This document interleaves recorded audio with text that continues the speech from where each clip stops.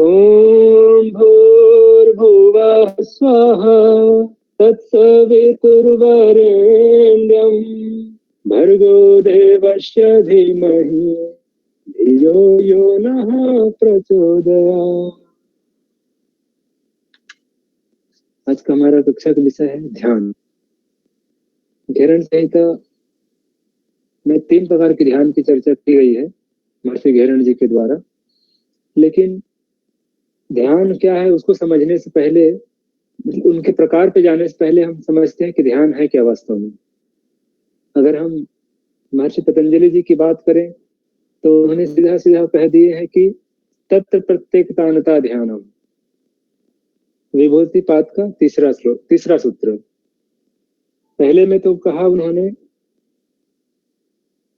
देशबंध चित्त से धारणा, ध्यान में जाने से पहले धारणा, और धारणा में जाने से पहले प्रत्याहार, ये 3 चीज आवश्यक है। हम देखेंगे, यहाँ पर भी देखेंगे, जब महर्षि घेरण जी ने ध्यान को समझाया हुआ है तो प्रत्याहार से ही आरंभ किया उन्होंने। जैसे महर्षि पतंजलि ने कहा प्रत्याहार को, स्व विषय असंप्रयोगे चित्त स्वरूपानुकार इवेन्द्रियाणाम प्रत्याहारः। मतलब हम जब अपने इंद्रियों को बहिर्मुखी होने से रोककर अंतर्मुखी करते हैं तब उसको वो क्या स्थिति बनती है प्रत्याहार की। अब जैसे अंतर्मुखी तो कर लिए, अंतर्मुखी करने के बाद फिर क्या करते हैं, अंतर्मुखी या अब धारणा की बात करते हैं। विभूतिपाद का दूसरा सूत्र में कहा है। अगर हम योग सूत्र की बात करते हैं तो वहां पर श्लोक कहना उचित नहीं है, योग सूत्र कहेंगे। तो देशबंध चित्त से धारणा, देश मतलब स्थान, बंध मतलब बांधना, चित्त को किसी स्थान पर चित्त को बांध देना, ठहरा देना, उसको वो धारणा है। धारणा भी 2 प्रकार की है, बाह्य धारणा, अंतः धारणा। बाह्य धारणा अगर हम कहें तो प्रकृति में कहीं पर भी, या फिर ऐसा भी कह सकते हैं कि हम शरीर से बाहर किसी भी स्थान पर, चाहे वृक्ष हो, पेड़ पौधे हो, समुद्र हो, सूर्य चंद्रमा, जो भी हम हमारे इंद्रियों के द्वारा जो दृष्टिगोचर हो, जो दिखे, अनुभव हो, उन चीजों पर हम अपने चित्त को ठहराते हैं, वहां पर रोक पाते हैं, रख पाते हैं, बांध के रख पाते हैं बिल्कुल, तब वो स्थिति बाह्य धारणा है। अब अंतः धारणा, अंतः मतलब शरीर के भीतर, या तो नाभि चक्र पर या हृदय कमल पर या आज्ञा चक्र पर, ऐसे स्थानों पर जब हम अपने चित्त को, मन को एकाग्र करते हैं, उनको ठहराते हैं, तो वो धारणा बनती है। अब देखिए, धारणा से ही हम ध्यान में जाते हैं। ये जो धारणा है, शुरू में हमको क्या करना हो रहा है, हमको चित्त को किसी एक स्थान पर, चाहे शरीर भीतर हो या बाहर हो, हमको प्रयास पूर्वक उसको वहां पर ठहराने का प्रयास कर पड़ रहा है। हम प्रयास कर रहे हैं वहां पर ठहराने के लिए, और एकाएक वो नहीं हो जाता है। अभ्यास वैराग्य इसमें जरूरत पड़ती है। एक बार ठहराए फिर से भागते हैं मन, फिर से दोबारा ले जाकर रोकेंगे। इस तरह से बार बार अभ्यास करने से धारणा सिद्ध हो जाती है।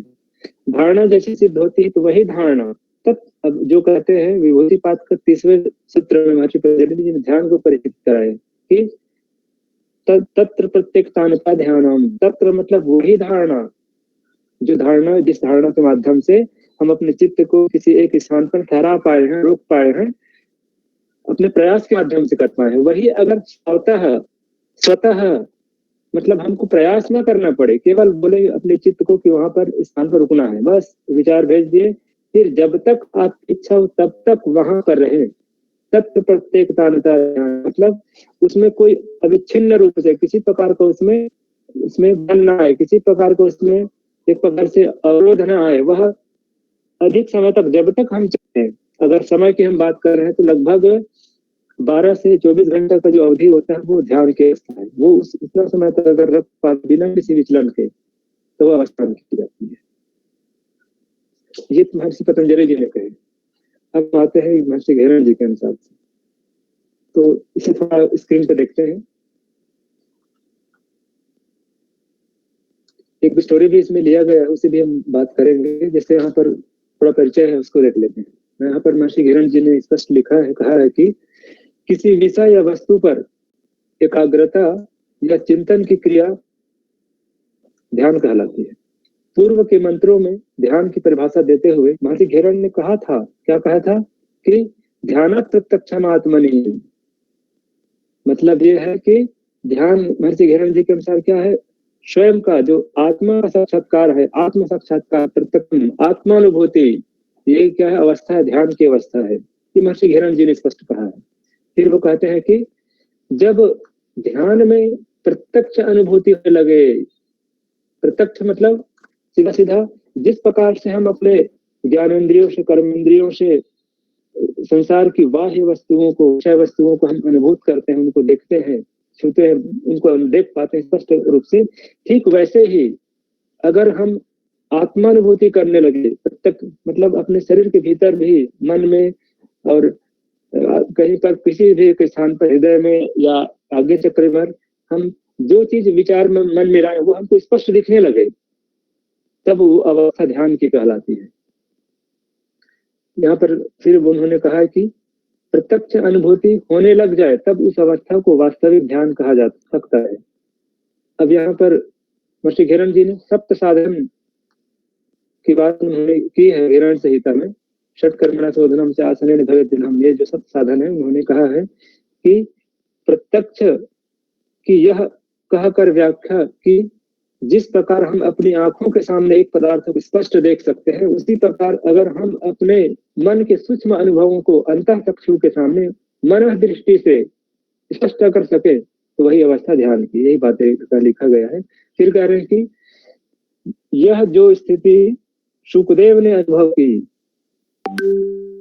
अब देखिए, सुखदेव जी की स्टोरी पर जाने से पहले एक दो स्टोरी और है, उसे हम थोड़ा समझते हैं, फिर आगे बढ़ेंगे।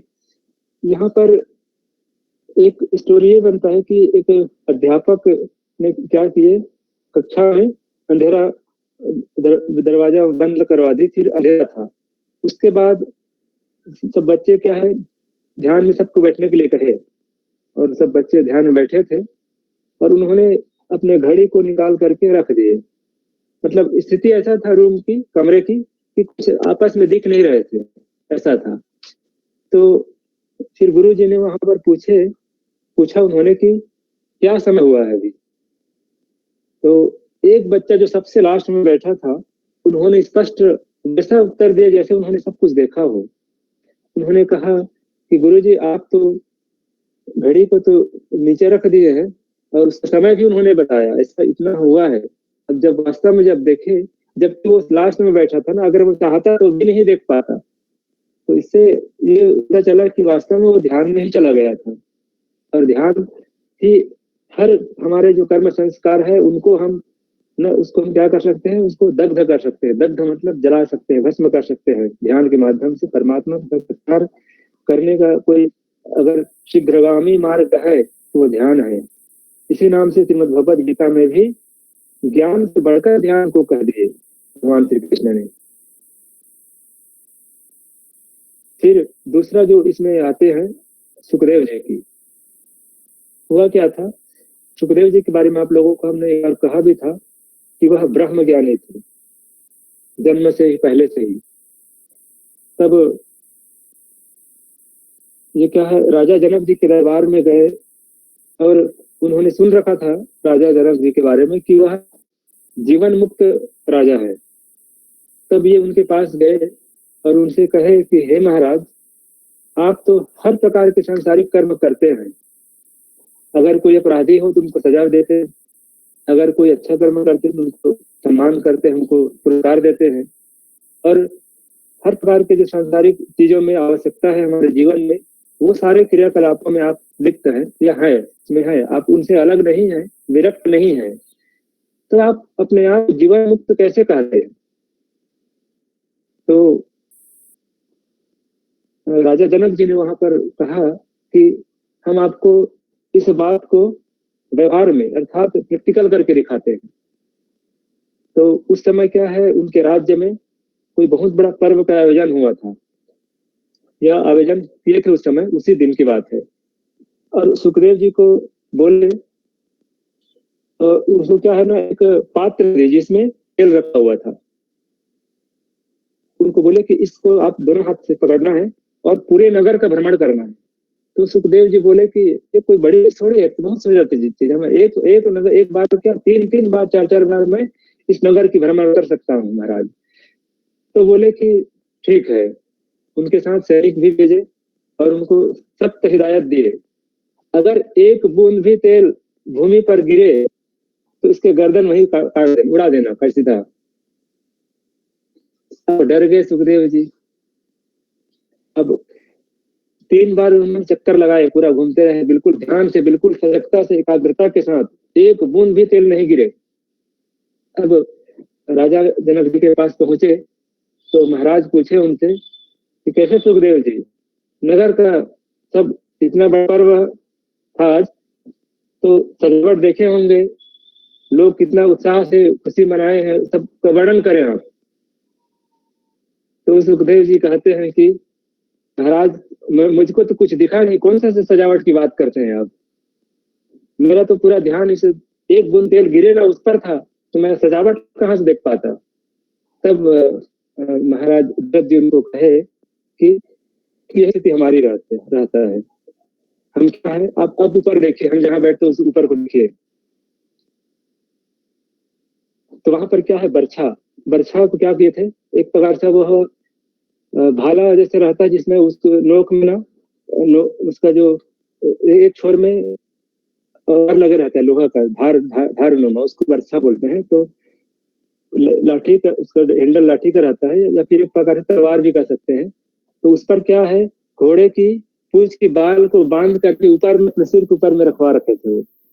और उन्होंने कहा कि मेरे लिए हर क्षण अंतिम होता है, इसी नाम से जिस प्रकार से आप भले भय में ही सही लेकिन एकाग्र थे, आपको कुछ दिखे ही नहीं, पूरा नगर में इतना शोरगुल, सब जश्न मना रहे थे, लेकिन आपको कुछ नहीं सुनाई दिए, न कुछ दिखे, क्योंकि प्राणों पर संकट था आपका। ठीक वैसे ही मेरे लिए हर क्षण अंतिम होता है। तो किस समय वो बाल कर टूट जाए घोड़े के पूंछ का और मेरा तुरंत प्राण पखेरु उड़ जाए, उसको मैं नहीं कह सकता। इससे हर क्षण को मैं ध्यानस्थ होकर अंतिम समय मान करके निष्काम भाव से जीवन यापन करता हूँ। इस तरह महाराज दशरथ जी ने उनको कहे, तब वो समझ आए, क्योंकि अनुभव उनके करा दिए ना। अब देखते हैं यहाँ पर आगे की स्थिति, यहाँ लिखा गया है, यह जो स्थिति सुखदेव ने अनुभव की, अब आप समझ गए होंगे क्या अनुभव किया उन्होंने, आप समझ गए ना।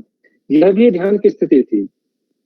अंतर केवल इतना है कि सुखदेव के मन में भय था कि अगर एक बूंद तेल छलका तो मेरी गर्दन धड़ से अलग हो जाएगी।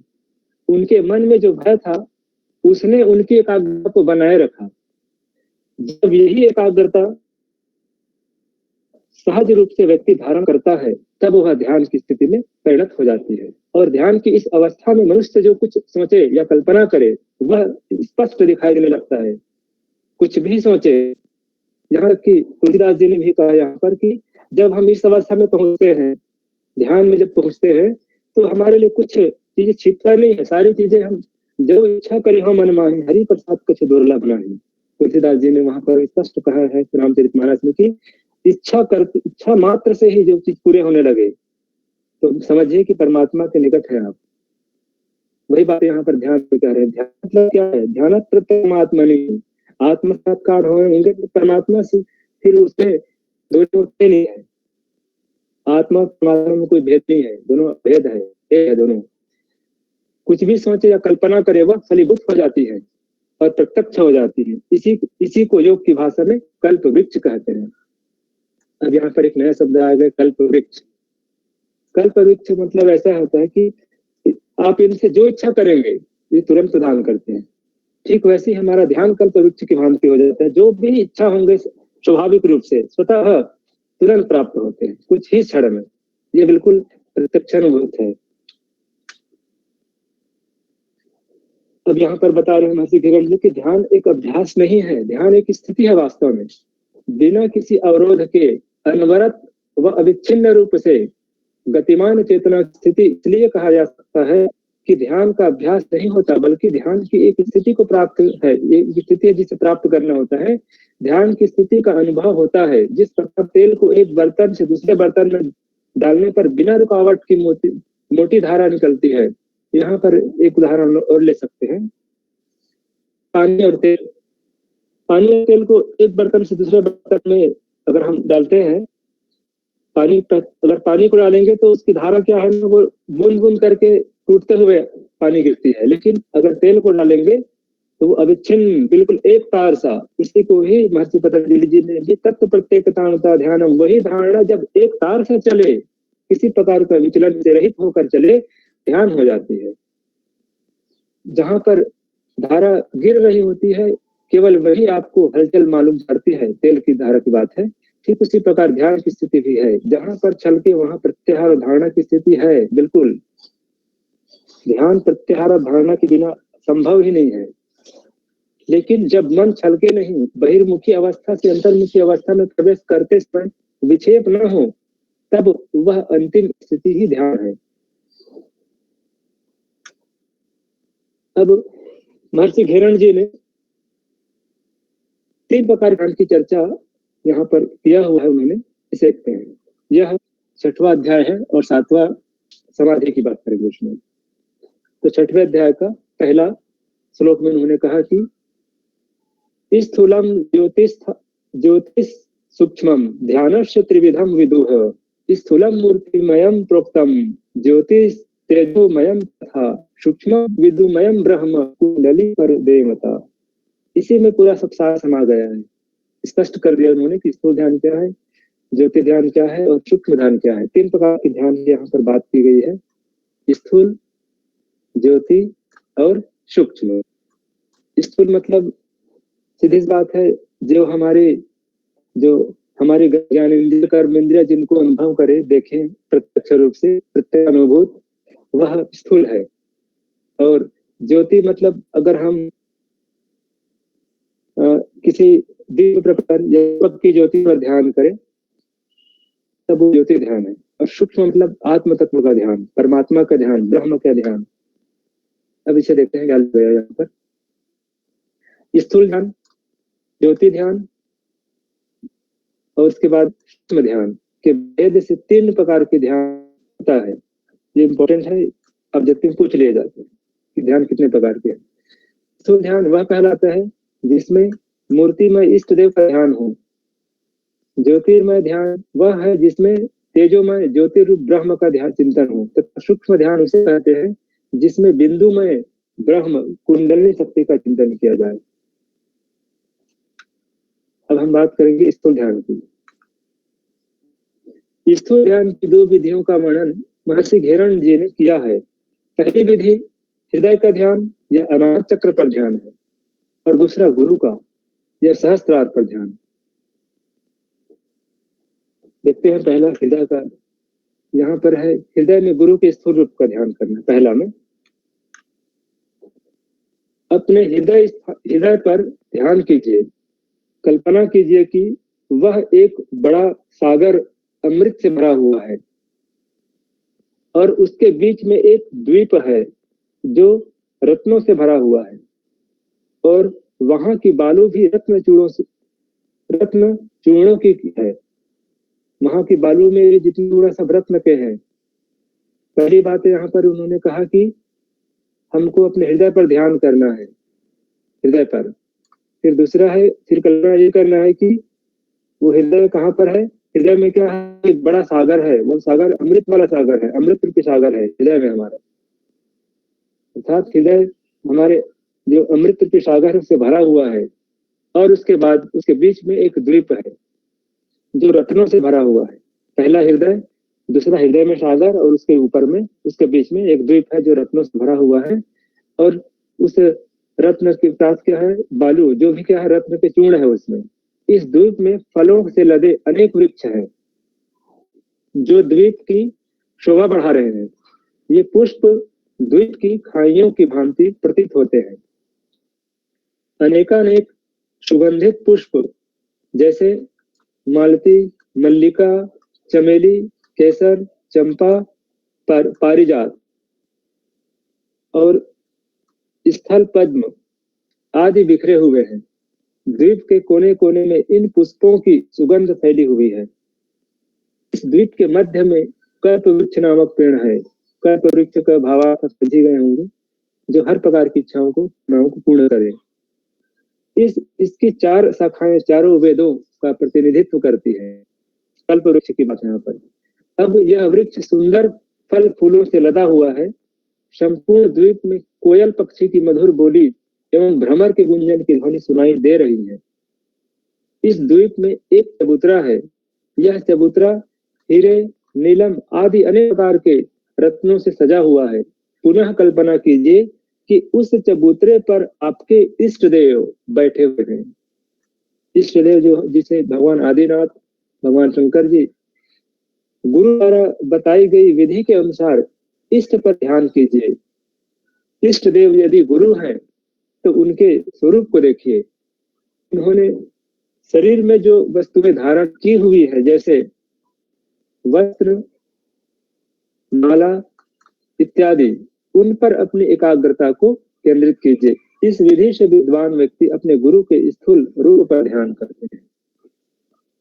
स्थूल रूप मतलब सीधा जो पंच महाभूतों से निर्मित शरीर है उनकी हम बात करते हैं। स्थूल मतलब जो है मौजूद है। तो यहाँ पर गुरु के रूप में देखिए दो ही सत्ता की बात पूरे वेद पुराण शास्त्र करते हैं। एक तो परमात्मा और दूसरा उनका गुरु परमात्मा रूप माने जाते हैं।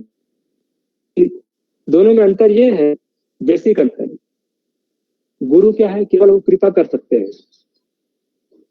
और परमात्मा क्या है, वो उचित अनुचित का पुरस्कार भी देते हैं और दंड भी देते हैं। परमात्मा कृपा भी कर रहे हैं और वो क्या है, अपना जो अनुचित करते हैं उसको बुरे को दंड से अच्छे कामों को वो पुरस्कार देते हैं। ये परमात्मा का काम है। लेकिन गुरु केवल कृपा करते हैं। वो उचित अनुचित इन सब चीजों के उलझन में नहीं रहते हैं। तो जिन्होंने क्या किया, जो उनके शरणागत हुए उन पर कृपा करते हैं, ये गुरु का काम है। लेकिन दोनों की शक्ति समान है, क्योंकि यहाँ पर संसार में क्या है, गुरु के रूप में भेजते हैं परमात्मा। जब जो भी उनके भक्त हैं उनकी सहायता के लिए, उनके पथ प्रदर्शन के लिए गुरु को भेजते हैं।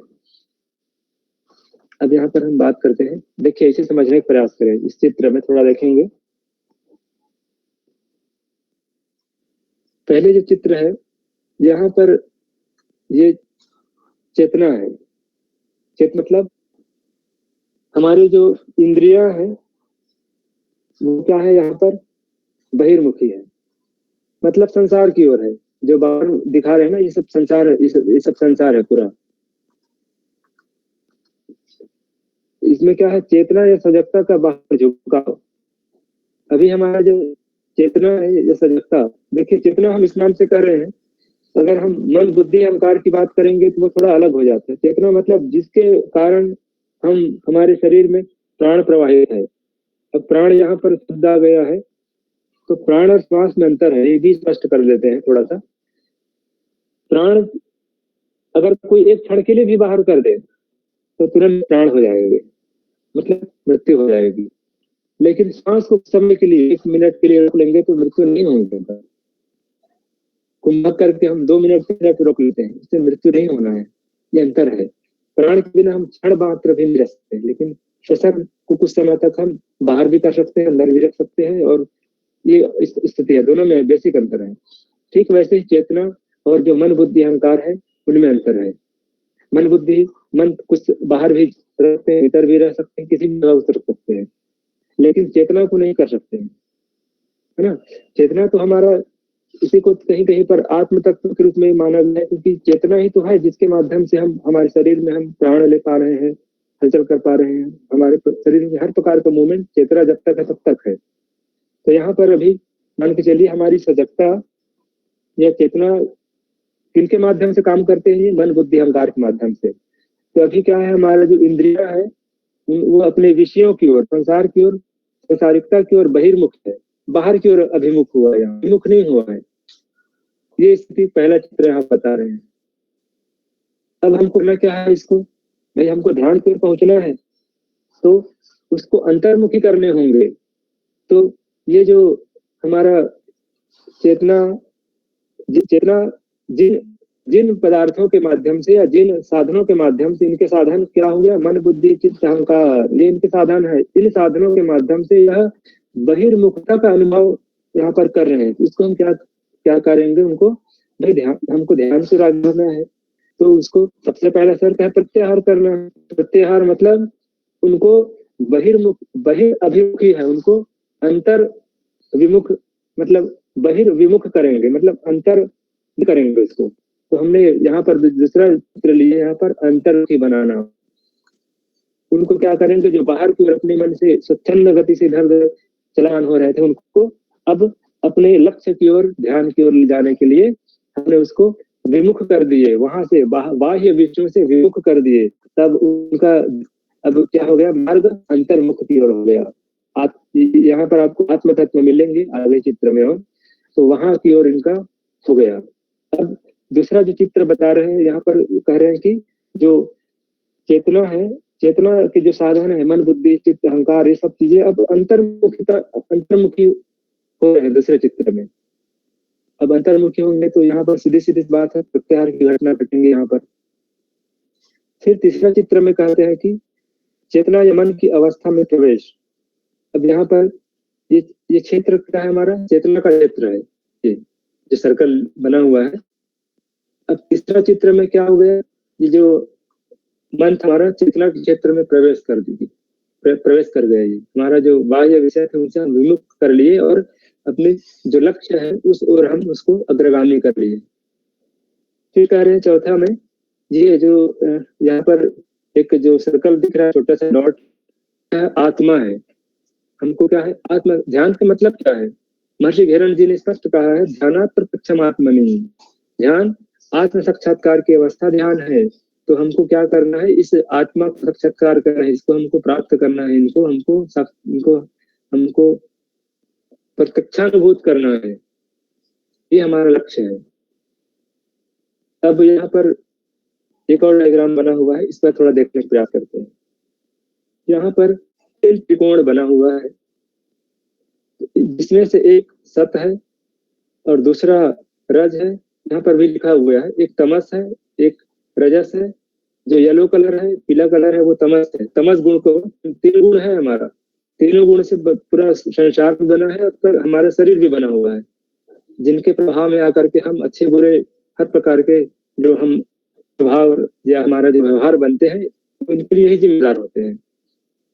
तो जो येलो कलर का यहाँ पर शो कर रहे हैं तमस गुण है, फिर पिंक कलर का रजस गुण है और ग्रीन कलर का सत्व गुण है। ये तीन गुणों से बना हुआ है।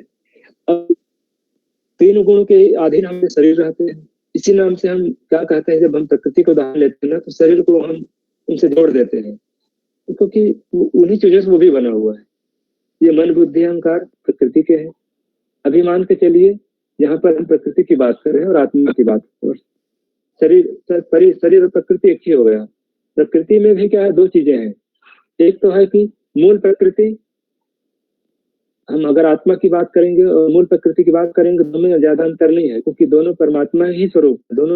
दोनों आदि रहित है, दोनों का आदि नहीं है, नहीं अंत है दोनों का। लेकिन इनके जो अहंकार, ये जो यही सब चीज कारण बनते हैं। यही क्या है, जो बंधन में पड़ते हैं, मोक्ष की बात जो होता है ना, वह पुरुष ही होते हैं, लेकिन स्वभाव से होते हैं उनका। इस पर हम बाद में बात करेंगे, है ना, लेकिन अभी इस पर हम समझते हैं। अब यहाँ पर है मन बुद्धि चित्त अहंकार। ये क्या है, प्रकृति के तत्व है, जिनके माध्यम से हम क्या कर रहे हैं अभी। ये तीन गुण है। तीनों गुण क्या है, अपने अपने प्रभाव दिखाते हैं। अगर हम आत्म साक्षात्कार की ओर बढ़ते हैं, मतलब मान के चलिए सतोगुण प्रभावी रहेंगे तभी हम उस ओर जाएंगे। तमस गुण प्रभावी रहेंगे तो हम कुछ भी नहीं करने का प्रयास करेंगे, आराम करना है बस। और रजस गुण रहेंगे तो हम शारीरिकता की ओर आगे बढ़ेंगे।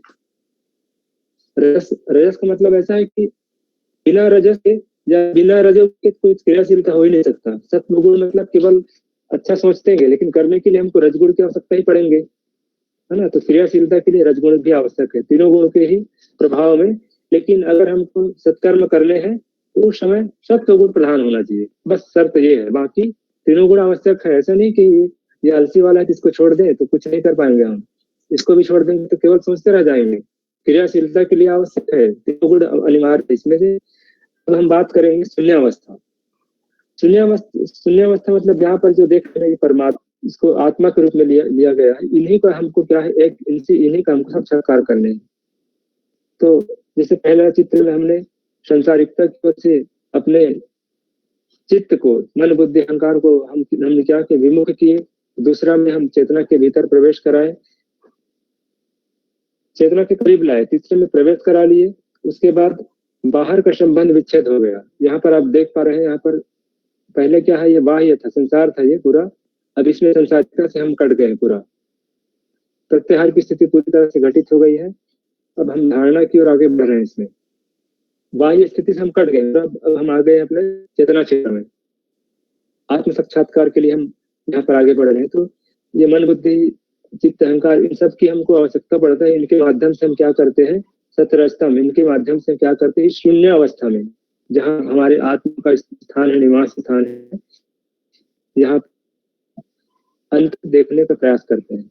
ये जो ब्लैक कलर का सर्कल बट ये आत्म तत्व है, आत्मा है।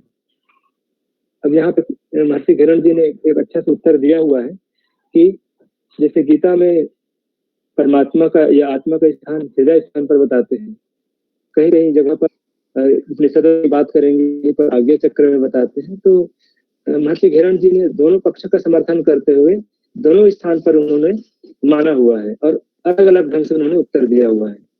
एक ब्रह्म ध्यान और एक स्थूल ध्यान टाइप से लिया हुआ है, उससे हम समझेंगे। तो यहाँ पर जो डायग्राम है, इसका मूल उद्देश्य यही है कि हमको क्या करना है, अपने चेतना के क्षेत्र में प्रवेश कराना है अपने मन को। क्या है, मुख्य रूप से सारा काम क्या है, मन ही हमको कराते। ये मन ही हमको बंधन में डालते हैं। किनके माध्यम से, इस बुद्धि के माध्यम से। बुद्धि के माध्यम से ये प्राकृतिक बुद्धि को अपना समझ लेते हैं। कौन, ये आत्म तत्व। उसके बाद ये अहंकार के प्रभाव में आकर के फिर बंधन में पड़े रहते हैं। तो यहाँ पर इस जो स्थूल ध्यान है, स्थूल ध्यान मतलब क्या करना है, हमको अपने जो हमारा लक्ष्य है, चाहे मूर्ति हो, चाहे परमात्मा का स्वरूप हो, उस पर हमको अपने मन को वहां पर लगाना है। हमको प्रत्यक्षानुभूत करना है। जिस प्रकार से हम अपने खुदा को देखते हैं, वैसे ही हम उनको देख पाए, उनके स्थूल स्वरूप को। वो क्या हो जाएंगे, आपका स्थूल ध्यान। अब हम बात करेंगे, यहाँ पर दूसरा है गुरु के स्थूल पर ध्यान करेंगे। अब सहस्त्रार में ना पहले था, देखिए यहाँ पर सहस्त्रार में बोल रहे हैं कि सहस्त्रार प्रदेश में या चक्र में महापद्म है। महापद्म जिसमें हजारों दल वाले कमल है, इसी नाम से उनको महापद्म नाम से विभूषित किया गया है।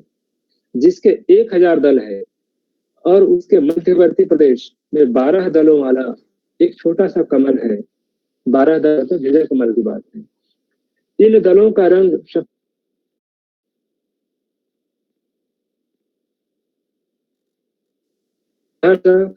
म और ल, एक व र यू ह ख और फ्रे, ये उनका बीज मंत्र है। कमल के केंद्रीय भाग में 3 रेखाएं अ क थ वर्ण सहित है। ये 3 रेखाएं मिलकर एक त्रिशूल की रचना करती है। इस त्रिभुज के कोणों का सांकेतिक शब्द हम, थम और लम है। त्रिभुज मध्य में मंत्र ओम स्थित है।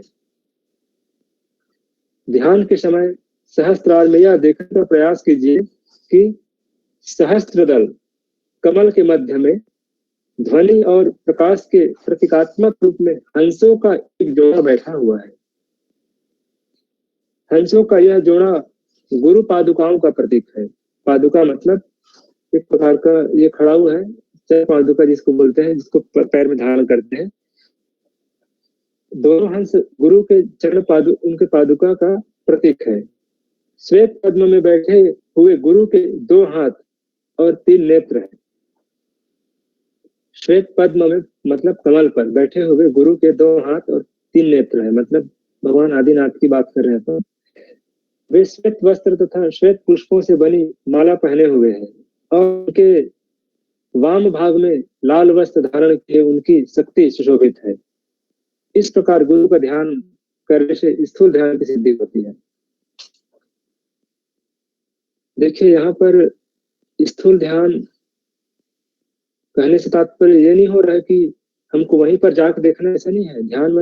ध्यान का मतलब वही है भाई, यहाँ पर गिरण चरित में ध्यान प्रत्यक्षमात्मनि, मतलब आत्म साक्षात्कार करना है, और उस आत्मा में किनका ध्यान करना है उनके लिए सब विधि बता रहे हैं यहाँ पर। सहस्त्राम में गुरु का ध्यान, उसको स्पष्ट खुली आंखों से देख नहीं पाएंगे ना, ध्यान से ही देख सकते हैं, क्योंकि वो सब सूक्ष्म चीजें हैं। कुंडलनी का जागरण जो है और गुरु का ध्यान जो हम कर रहे हैं, यह क्या है, सब इसको हम अंतर मन से करना है, और वैसे करना जैसे हम बाहर देखते हैं, स्पष्ट रूप से दिखाई देने लगे। जैसे हम जब ध्यान की अवस्था में किसी को ले जाने का प्रयास करते हैं तो क्या करते हैं, पहले उनको या योग निद्रा कराते हैं तो उनको बोलते हैं कि एक वृक्ष को देखें बाहर में, या फिर उगते हुए सूर्य को देखें, आज्ञा चक्र का ध्यान करें, उसके इतना कमल है, या फिर उड़ते हुए पक्षी को देखें, कोयल की आवाज सुने, मेघ की गर्जन सुने। ये सब क्या करते हैं, ऐसा नहीं को तुरंत सुनने लगेंगे, लेकिन ऐसा भी कभी नहीं सुनेंगे। होते हैं धीरे धीरे धीरे धीरे अभ्यास से धीरे धीरे एक स्थिति ऐसी आती है कि वहां पर वो चीजें उनको स्पष्ट, जैसा वो बाहर देखते हैं वैसी भीतर उनको स्पष्ट दिखने लग जाती है। हम बात करेंगे ज्योति ध्यान की। यहाँ पर है ज्योति ध्यान के बारे में महर्षि घिरण जी ने कहा यहाँ पर कि मूलाधार में सर्पाकार रूपिणी कुंडलिनी है, यही दीपक की लौ के रूप में आत्मा का निवास है। महर्षि घिरण जी ने यहाँ पर एक तो हृदय स्थान हो गया और दूसरा कुंडलिनी मूलाधार, इन दो स्थानों पर आत्मा का निवास की बात महर्षि घिरण जी ने स्वीकार किया है, और उन पर उन्होंने अपना मतलब उचित उन्होंने इसका व्याख्या भी किया हुआ है। मूलाधार में सर्पाकार रूपिणी अर्थात सर्प के आकार रूप वाली कुंडलिनी सती है, यही दीपक की लौ के रूप में आत्मा का निवास है। यहाँ तेजोमय परात्पर ब्रह्म का ध्यान करना ही तेजो ध्यान है, अर्थात ज्योति ध्यान है।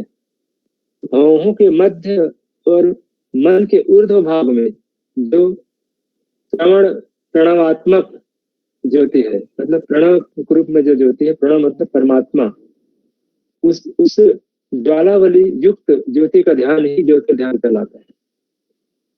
यहाँ पर ज्योति ध्यान का मतलब है कि तेज का, परमात्मा का जो तेज है परम ब्रह्म का, उस पर हमको ध्यान करना है, और उनको कहाँ पर करना है, हमको दोनों भाव के मध्य में, अर्थात मन के ऊर्ध्व भाव में।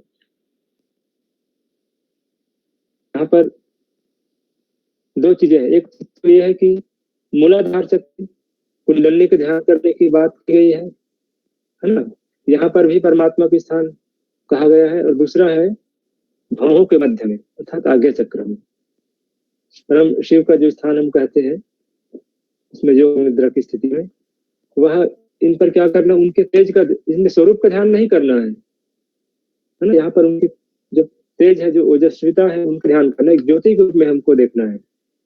तो इसको अगर हम बाह्य रूप से अगर समझना चाहें तो एक इमेज के माध्यम से समझ सकते हैं। ये देखिए यहाँ पर ज्योतिर्ध्यान की अगर बात करें तो वहां पर ठीक जैसे हम बाह्य संसार में देखें, एक यहाँ पर हमने मोमबत्ती रख लिया हुआ है, दीपक या दीपक रखा हुआ मान सकते हैं। इसको हम क्या कर रहे हैं, इसको तरफ आंखों का यहाँ बिल्कुल हम यहाँ पर एकाग्र कर लिए हैं, और मन को पूरा यहाँ पर लगा दिया, मन बुद्धि चित्त अहंकार सब लगा हुआ है। तो धीरे धीरे एक अवस्था ऐसी आती है कि हम बिल्कुल इसमें एक ही हो जाएंगे।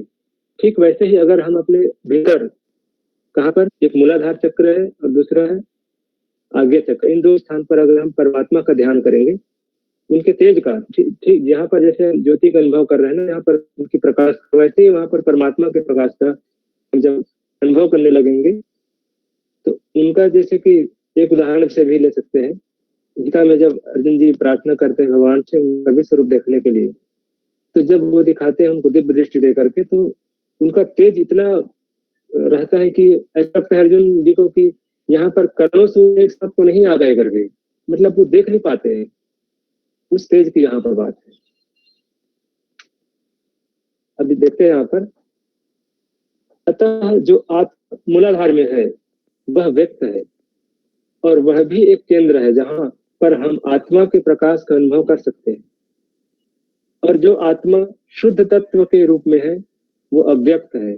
यहाँ पर आत्मा का भी स्वरूप बता रहे हैं, आत्मा एक व्यक्त और दूसरा अव्यक्त है। इसी को ही परमात्मा की भी अगर हम बात करें तो साकार और एक निराकार। जो व्यक्त है वो साकार है, जो निराकार है वह अव्यक्त है। एक तो यहाँ पर मूलाधार चक्र की बात हिरण जी ने यहाँ पर कहा है कि आत्मा का स्थान एक मूलाधार में, दूसरा है आज्ञा चक्र में। और आज्ञा में जिसका निवास है वह भी एक स्थिति है जहां पर हम परा क्षेत्र में आत्मा का अनुभव प्राप्त कर सकते हैं। यहाँ पर परा और अपरा दो चीजें आएंगे हमारे पास। अपरा मतलब संसारिकता की ओर ले जाने वाले, और परा मतलब परमात्मा की ओर ले जाने वाले। ये दोनों लोग या दो अवस्थाएं आत्मा के प्रकाश से परे है। फिर यहाँ पर कहते हैं कि मूला में जो आत्मा है वह कुंडलिनी के रूप में है, और भ्रूमध्य में जो आत्मा है वह प्रणव रूप में है। प्रणव अर्थात परमात्मा परम ब्रह्म के रूप में है, लेकिन दोनों स्थान पर हिरण संहिता में आत्मा की स्थिति की गई है। इन दोनों पर जब ध्यान किया जाता है तब इस प्रकार के ध्यान से योग विज्ञान में पूर्णता प्राप्त होती है। हमने अनेक बार इसमें अध्ययन भी किया है, पढ़ा है, समझा है कि हमको कुंडलिनी चक्र की जो आध्यात्मिक यात्रा हमको करने होते हैं तो कहाँ तक करने होते हैं वास्तव में? आज्ञा चक्र तक। आज्ञा चक्र तक ही हमको अपने उस शक्ति को वहां तक ले जाने होते हैं, वहीं तक ही हमको प्रयास करना है।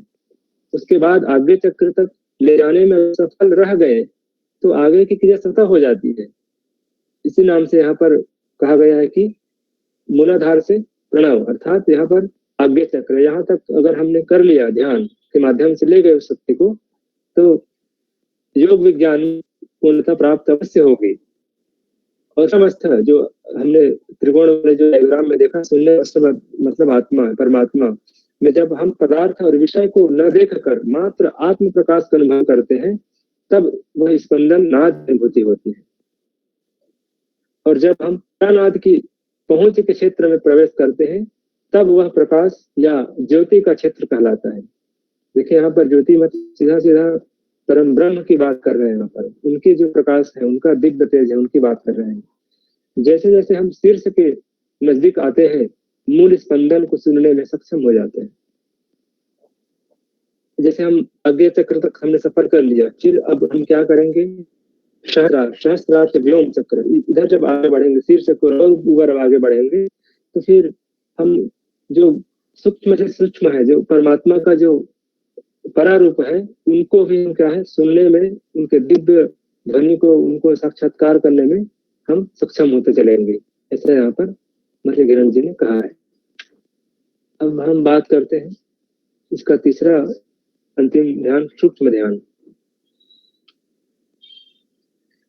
यहाँ पर किरण जी राजा चंद्रकपाली जी को कहते हैं कि तुमने अभी तक तेजो ध्यान, तेज मतलब ज्योति, ज्योति ध्यान का श्रवण किया। अब मैं सूक्ष्म ध्यान का वर्णन करता हूँ। सूक्ष्म ध्यान के बारे में जानकारी तो नहीं लिखा गया है, क्योंकि लिखा नहीं जा सकता है, ऐसा उनका मानना था महर्षि किरण जी का। उन्होंने कहा कि यह स्वयं आत्मानुभूत करने का विषय सूक्ष्म ध्यान है, इसे व्यक्त नहीं किया जा सकता, अव्यक्त है। ऐसा करके उन्होंने कुछ कुछ कहा है, इनमें जितना बताए हैं उसके माध्यम से हम और कुछ कहने का प्रयास करते हैं। यहाँ पर बताते हैं कि राजा चंद्रपाली जी को कह रहे हैं कि अभी तक तुमने स्थूल ध्यान, ज्योति ध्यान, इन सब का श्रवण किया, अब मैं सूक्ष्म ध्यान का वर्णन करता हूँ। बहुत भाग्य से होगी, बहुत भाग्य युगी की कुंडलिनी शक्ति का जागरण होता है। वह आत्मा के साथ संयुक्त होकर, अर्थात एक होकर, मिल करके, नेत्र और रंध्र से निर्गत होकर ऊर्ध्व भाग में स्थित,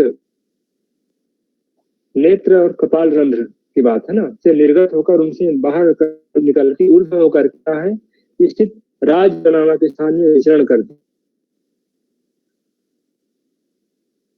राजमार्ग मतलब सीधा सीधा हम यहाँ पर सहस्त्रार की बात कर सकते हैं, क्योंकि अंतिम अवस्था वही है, सहस्त्रार से व्योम, दोनों में ज्यादा अंतर नहीं है। राजमार्ग मतलब सीधा राजयोग, जो क्या है हमारे हठ योग का और जितने भी योग है सबका अंतिम लक्ष्य क्या है, राजयोग की प्राप्ति। यहाँ पर राजमार्ग नामक स्थान में विचरण करती है, परंतु सूक्ष्म तत्व और चंचल तत्व के कारण वह दिखाई नहीं देती। सांभवी मुद्रा का अभ्यास करता हुआ योगी कुंडलिनी का ध्यान करे, यही सूक्ष्म ध्यान कहलाता है। यहाँ पर शांभवी मुद्रा, शांभवी मुद्रा मतलब यहाँ पर अगर हम आगे चक्र को देखें तो हमारा क्या है, आंख पूरा बंद नहीं रहता है, पूरा खुला रहता है। वो क्या है, आधा खुला आधा बंद, और एक फोकस होकर के हम आज्ञा चक्र को देखते हैं, या फिर हाँ भ्रूमध्य भी देख सकते हैं। तो ये संभवी मुद्रा है, इसमें आधा आंख खुला आधा बंद रहता है। अभ्यास करता हुआ, संभवी मुद्रा का अभ्यास करता हुआ योगी जब कुंडली का ध्यान करते हैं तब यही ध्यान सूक्ष्म ध्यान कहलाता है, जो कि अत्यंत गोपनीय और देवताओं के लिए भी दुर्लभ है। स्थूल ध्यान से ज्योति ध्यान 100 गुना श्रेष्ठ है, और ज्योति ध्यान से सूक्ष्म ध्यान लाख गुना विशिष्ट है। हे चंड कपाली, यह अत्यंत लघु ध्यान योग मैंने तुमसे कहा, इससे विशिष्ट ध्यान की सिद्धि होने पर आत्म साक्षात्कार होता है। अब हम यहाँ पर जो सूक्ष्म ध्यान की बात कर रहे हैं, यही आत्म साक्षात्कार की स्थिति है। इसी नाम से इसको उन्होंने लिखने का प्रश्न नहीं किया है। जैसे यहाँ पर आप देख सकते हैं सूक्ष्म लोक, 7 लोक की मुख्य रूप से 3 लोक है। जैसे कि अगर हम बात करें तो ओम भू भुआ जो गायत्री महामंत्र में है ना, ये सब लोक है। तो यहाँ पर हमको क्या करना है, सूक्ष्म लोक, जहाँ पर आत्मा परमात्मा ब्रह्म इनका जो स्थान है, वहां पर हम जब अपने अंतर मन से अंतर चक्षुओं से उनका ध्यान रखते हैं। इन सब यहाँ पर आप लोगों को ये इमेजेस नाम से रखा गया ताकि थोड़ा सा समझने में सहायक हो। इन सब चीज का, चाहे आत्मा का ध्यान करें, परमात्मा का ध्यान करें या ब्रह्म का ध्यान करें, इनका ध्यान हमको कहाँ पर करना है, एक मूलाधार चक्र पर कुंडलिनी के माध्यम से, दूसरा आज्ञा चक्र पर। इन 2 स्थान पर हम जब ध्यान करेंगे और थोड़ा और ऊपर अगर चले तो हम पहुंच जाते कहाँ पर, जहां पर राजमार्ग है। आगे चक्र से ऊपर जाएंगे तो सहस्त्रार है, सहस्त्रार वो हमारा, और व्योम, व्योम मतलब आकाश चक्र। सहस्त्रार में क्या है, वहां पर ही हमारा जो अंतिम लक्ष्य है। आगे चक्र तक ही, ऐसा नहीं कि आगे चक्र तक हम पहुंच गए मतलब हमारा लक्ष्य पूरा होगा, ऐसा नहीं है। हालांकि आगे चक्र तक पहुंचने के बाद हमको कुछ करना नहीं पड़ता। जैसे एक उदाहरण हम लिए थे भक्ति योग का, आगे चक्र तक पहुंचना ठीक वैसा ही है जैसे हम परमात्मा को पूरा सरेंडर कर दिए। अब हम आपके शरण में हैं, न केवल शरीर से, पूरा मन से। फिर वो क्या करते हैं, स्वतः अपने गोद में उठा लेते हैं। ठीक वैसे ही जब हम आगे चक्र तक पार गए, पहुंच गए, तो फिर आगे की क्रिया को स्वयं कर लेते हैं। इसलिए हमसे आगे की क्रिया को सहस्त्रार तक की जो यात्रा स्वतः होने वाली कही गई है। अब वहां क्या करना होता है, जैसे हम आगे चक्र पर पहुंचते हैं, फिर हमको केवल मन से ये स्मरण करना होता है कि हम राजमार्ग में पहुंच गए हैं, और वहां पर हम परम तत्व है, परम ब्रह्म है, उनके साथ, उनके सानिध्य में हम उनका दर्शन कर रहे हैं, उनके साथ विचरण कर रहे हैं। बस ऐसी भावना वहां पर करना होता है। ऐसे विचार हम अपने अंतर मन में वहां पर रखना चाहिए। ये यहाँ पर सूक्ष्म ध्यान।